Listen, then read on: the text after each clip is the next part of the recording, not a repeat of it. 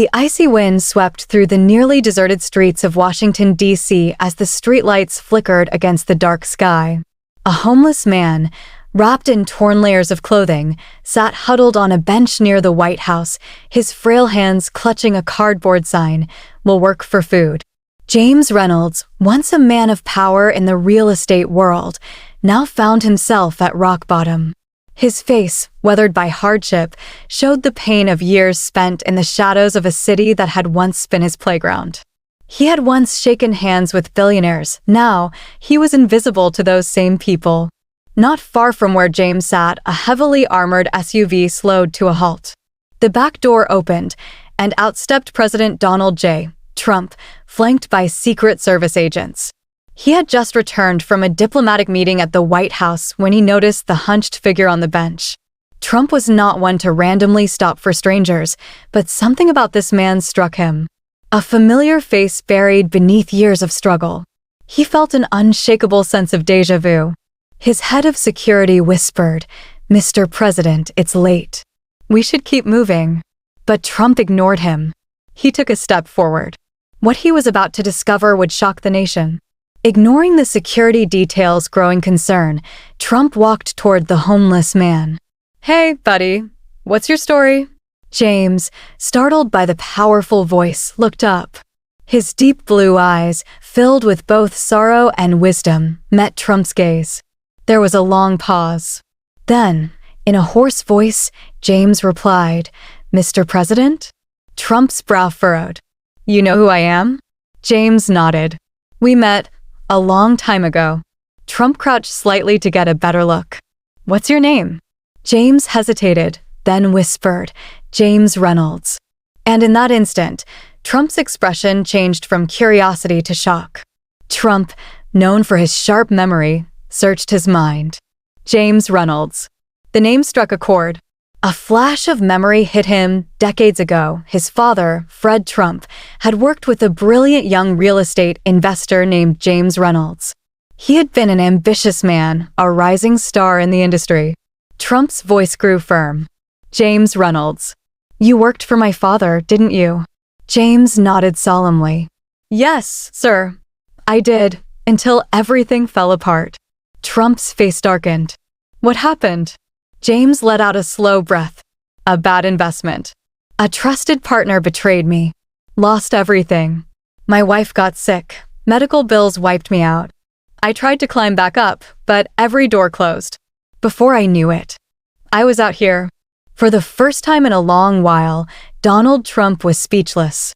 Trump straightened up, his mind made up in an instant. He turned to his security detail. "Get this man to the White House." One of the agents hesitated. "Sir, we should run a background check." Trump shot him a look. "I know this man." James, still in disbelief, shook his head. "Mr. President, I can't just." "You can and you will," Trump interrupted. "You're not staying out here another night." As Secret Service agents helped James into the presidential limo, the moment was caught on camera by a passing journalist. By the next morning, the entire country was talking about it. Inside the White House, James was given medical treatment, clean clothes, and a hot meal. As he sat in the grand dining hall, he barely touched his food. He still couldn't believe he was here. Trump sat across from him, watching him closely. "You're not the first guy to fall. But you've got a choice now.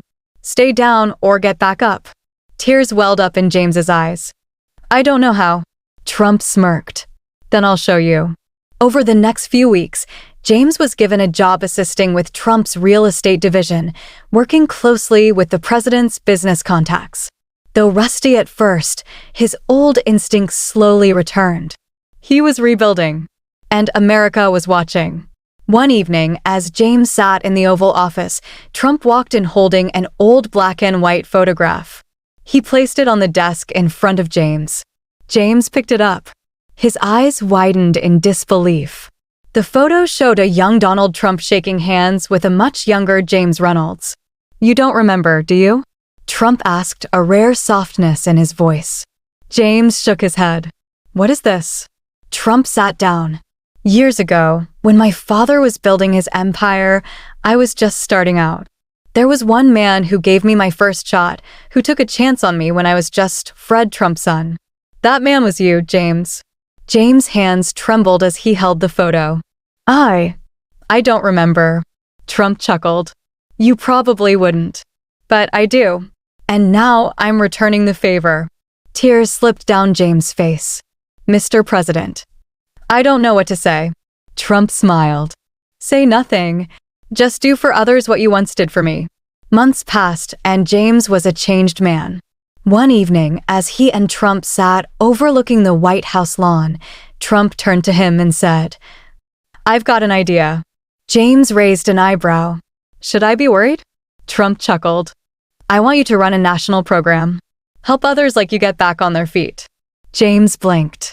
You're serious? As serious as I was when I ran for president. James thought about it for a long moment. He had spent years believing he was beyond redemption. Now, he was being offered a chance not just to rebuild his life, but to change others. Tears threatened to fall from James's eyes. I don't know what to say. Trump grinned. Say yes. And James did. A year later, James stood on stage at a grand charity event. Standing beside him was Trump, watching proudly. James took a deep breath and said, My name is James Reynolds, and I am living proof that no one is ever truly lost. The crowd erupted in applause. Cameras flashed. The world watched in awe. Then, as the applause faded, Trump stepped forward and took the microphone. He turned to James with a smirk. You know, James, I've been thinking. America loves a good comeback story. And I think it's time we give them another one. James frowned slightly. What do you mean? Trump grinned. How would you feel about running for public office? James's eyes widened. The crowd gasped. Reporters scrambled to capture the moment. James stammered, I don't know anything about politics. Trump laughed. Neither did I. But look where we are. The audience roared in approval. And just like that, a new chapter in James Reynolds' life had begun. From the streets to the White House.